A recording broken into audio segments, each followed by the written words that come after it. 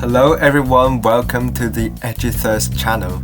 This is Leo and we are going to talk about how I got 100% in both of my composition coursework in GCSE Music for Eduqas, part of WJEC. You're going to hear my advice on how you can also succeed. Let me provide you with some information and specification of these two pieces of coursework first. There are two composition coursework that you need to do, the brief composition and the free composition. The duration of the two compositions must add up to a minimum of 3 minutes, although it is recommended that each piece lasts for 2 to 3 minutes. Each year, WJEC will provide 4 different briefs for your first composition, and you must compose in response to one of these briefs at your choice. Each brief corresponds to each of the 4 different areas of studies: musical forms and devices, music for ensemble, film music, and popular music. For the free composition, you can choose your own brief. Since your coursework is assessed on how well it meets the brief, I'd recommend coming up with the brief only once you have finished and are satisfied with your composition, so that you're not restricted to the brief when you're composing your piece. In some cases, your composing brief might tell you to choose suitable words or use your own, which means it needs to have lyrics. Now, you are allowed to use AI or other sources to generate lyrics for you, but you must specify it in your composing log. If you do want to write your own lyrics, there is no need to worry too much about them as you are not assessed on how well they're written. You can also quote lyrics from other pieces, use loops and samples, but you need to specify them in your composing log as well. The two software that I use the most for my compositions are MuseScore and Soundtrap. There are much more other options, but those are the two that I use for my 2 compositions, one for each. MuseScore allows you to compose using a digital music score and is best at composing instrumental and orchestral music. There are various articulations, dynamics, and instrument techniques that you can choose to include in your composition.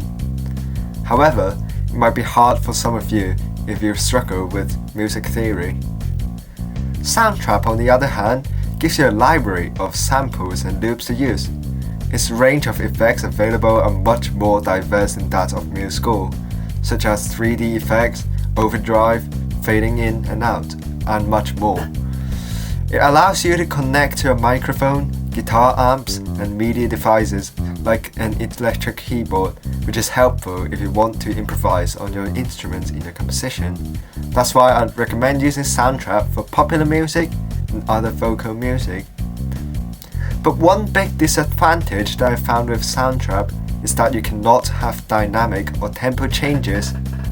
Although different parts can have different volume, there will be no crescendos or decrescendos. This also means that your entire composition will be in one fixed tempo. Another problem with Soundtrap is that it doesn't provide a music score.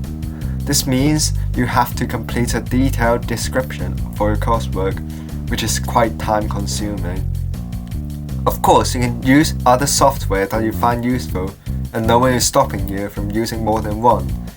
I sometimes compose in MuseScore before recording my instruments into Soundtrap. Once you have decided which software to use, it's time to choose the style of music. My advice is to choose a style which you are familiar with, the style which you listen to the most. It would mean that you have already collected many examples that you could take inspiration from when you start composing.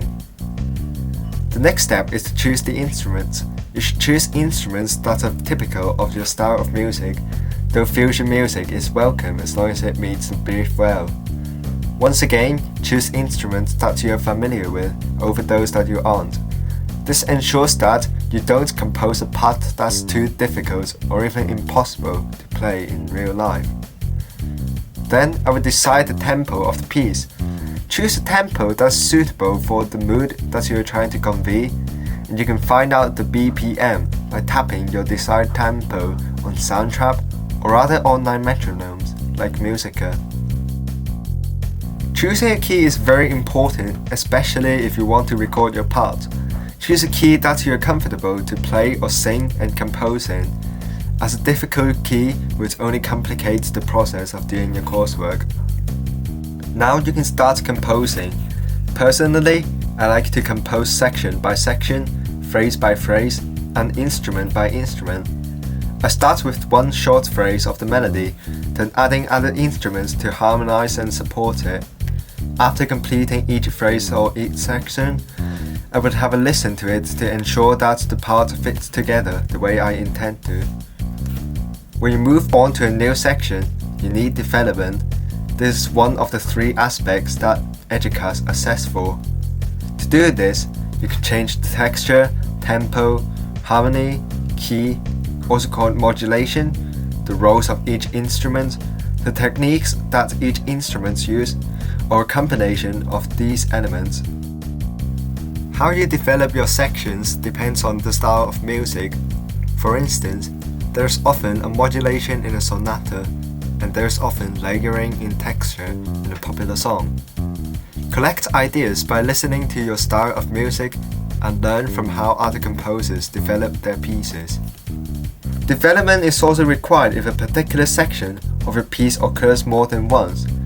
You can add instruments or voices to support, harmonize, or respond to your melody, creating an antiphonal texture. You can also change the instrument or voice that is playing or singing the melody. In this example, you can hear how this melody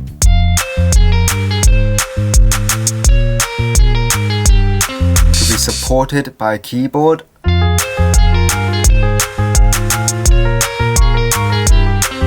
harmonized by a new line of guitar,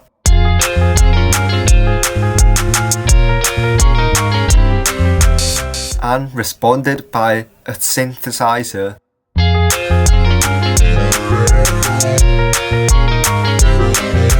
Creating an antiphonal texture, also called a call and response texture.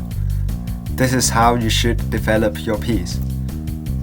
Once all your sections are completed, you should do a final check, ensuring that your composition adopts a coherent structure.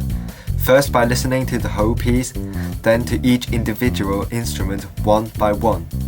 Check that each of your parts are consistent and playable, and listen critically for any inaccuracies in harmony, dynamics, texture, etc. Once you're happy, you need 3 files in your coursework: the composing log, an MP3 audio of your piece, and a traditional music score or a detailed description.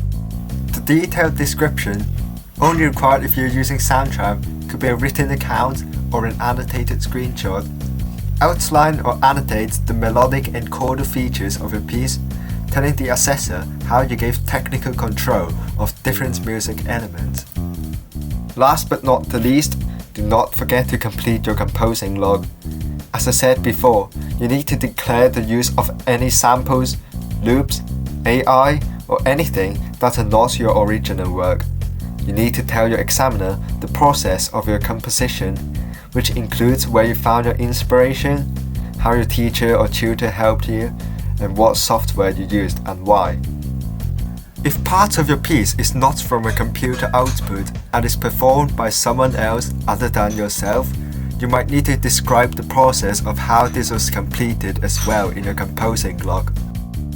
And that was how I got 36 out of 36 in both of my compositions. Of course, everyone has a different style of composing, so you are not restricted to composing the way that I did. Make sure to like, comment and subscribe if you find this useful. And I wish you all the best with your music GCSE.